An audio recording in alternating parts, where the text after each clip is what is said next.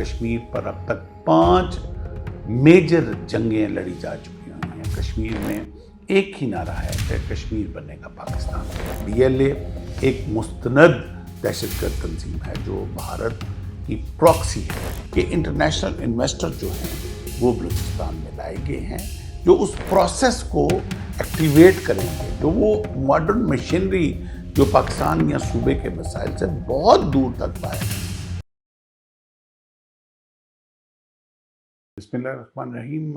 آج جو security briefing دی گئی ان میں 4 میجر نکات پہ جو ہے وہ موضوع بحث رہے، جس میں ایک جو پانی کے نام پہ ایک بھارت کی دوبارہ دہشت گردی جو ہے وہ اسٹیٹ دہشت گردی جو ہے اس کی جو للکریں تھیں اس کے بارے میں بات کی گئی۔ دوسری جو نام نہاد ایکشن کمیٹی، کالعدم action committee, joint action committee Kashmir والی، اور اس کے جو معاملات تھے ان کے اوپر بات ہوئی۔ اس کے بعد پھر BLA نے جو وہاں ایک دہشت گردی کی جو کرنٹ لہر تھی اس کے بارے میں بات کی، اور چوتھی جو تھی وہ افغانستان کے ایشو کے اوپر بات ہوئی۔ میں 2 میجر نکات جو ہیں وہ لے کے آپ کی خدمت میں اس میں بات کروں گا۔ ایک تو جو کشمیر جو ہے اس کا جو کالعدم جوائنٹ ایکشن کمیٹی کا جو کچھ بات چیت تھی اس کے بارے میں کہ کشمیر جو ہے وہ تکمیل پاکستان کا نامکمل حصہ ہے۔ 1948 میں لڑی جانے والی جنگ جو تھی وہ پاکستانی فوج، کشمیریوں اور قبائل نے لڑی۔ کشمیر پر اب تک 5 میجر جنگیں لڑی جا چکی ہوئی ہیں۔ کشمیر میں ایک ہی نعرہ ہے کہ کشمیر بنے گا پاکستان، ہم پاکستانی ہیں، پاکستان ہمارا ہے۔ کیا مقبوضہ کشمیر میں نام نہاد ترقی اور سبسڈی مقبوضہ کشمیر کے غیور مسلمانوں کے جذبات کو خرید سکتی ہے؟ کبھی بھی نہیں۔ کیا آبادی کے تناسب کو تبدیل کرنے اور قانونی رکھنے اڑانے کی کوشش وہاں مسلمانوں کے حق خود ارادیت کو ختم کر سکتی ہے؟ کبھی بھی نہیں۔ اس وقت مقبوضہ کشمیر دنیا کی سب سے بڑی فوجی چھاؤنی ہے۔ وادی کے لوگ اضطراب کا شکار ہیں، لیکن وہ ابھی بھی پوری طرح تیار اور یکسو ہیں کہ کشمیر جو ہے وہ بھارت سے کیسے آزاد کروایا جائے اور کب ہم پاکستان کا حصہ بنائیں۔ اسی لیے بھارت آزاد کشمیر میں آگ لگانے کی کوشش کر رہا ہے۔ نام نہاد حقوق کی تحریک کے پیچھے جو مذموم مقاصد اور اس کا اصلی چہرہ اب عیاں ہو چکا ہوا ہے۔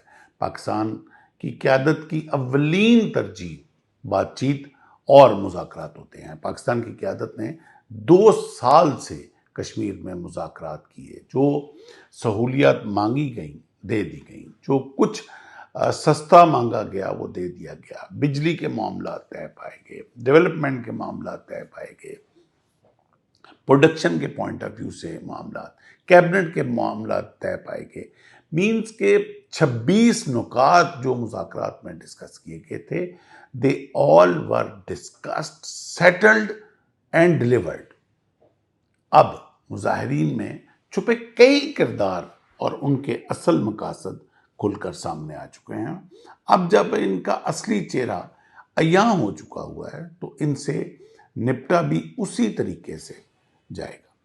میں کل ہی آرمی کے جو ابھی سبکدوش ہونے والے آرمی چیف ہیں جو 30 جون کو ریزائن کیا جنہوں نے، ان کا میں الوداعی تقریب میں ایک سپیچ سن رہا تھا جس پہ انہوں نے بڑے دکھ اور بڑے ہیوی ہارٹ کے ساتھ جب انہوں نے کہا کہ کاش انڈیا جو ہے وہ پاکستان جو آپریشن سندور میں نے کبھی نہ کیا ہوتا، اور جس طرح جو پولیٹیکل قیادت نے فوج کو ہائی جیک کیا ہوا ہے اور جو پاکستان کو برتری ہے فوج کی قیادت کی، جو ٹرسٹ ہے پولیٹیکل گورنمنٹ کا اپنی فوج کے اوپر، تو کاش وہ بھارت میں بھی ہوتا۔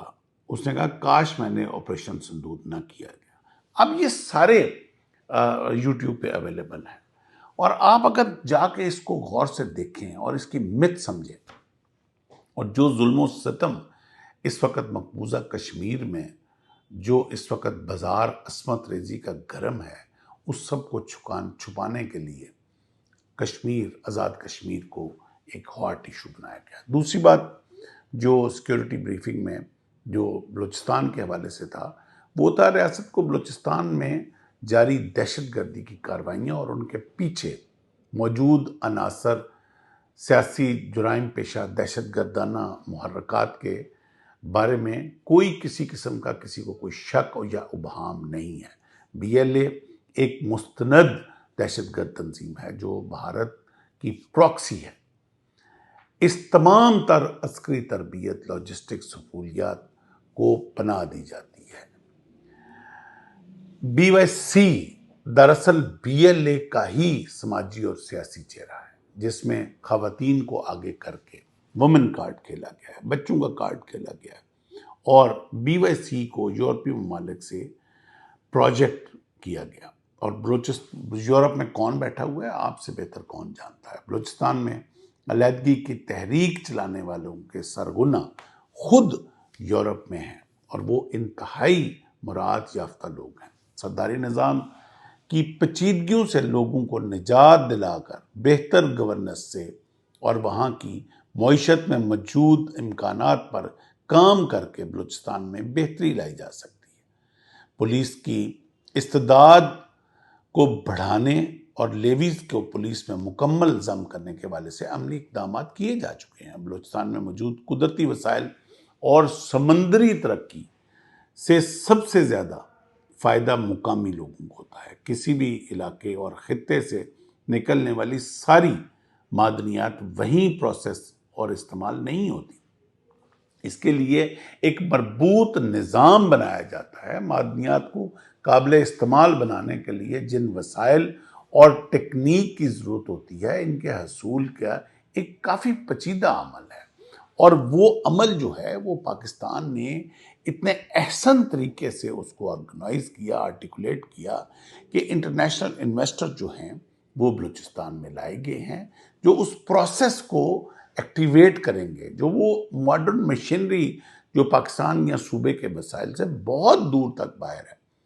یہ ادروائز یہ وسائل جو ہیں یہ صدیوں سے زمین کے نیچے تھے، اور اگر اس کو کسی مرجنس کے ذریعے پروسیس کر کے بلوچستان کی ڈیولپمنٹ نہ کی گئی تو جیسے سٹون ایج سے چلی آ رہی ہیں چیزیں ویسی چلتی رہیں گی۔ اب اس کی تکلیف اس پیچیدہ سرداری نظام کو ہے جس سے عام بلوچی جو ہے وہ ترقی کرے گا، وہ ڈیولپمنٹ کرے گا، روڈز بنے گی، سی پیک بنے گا۔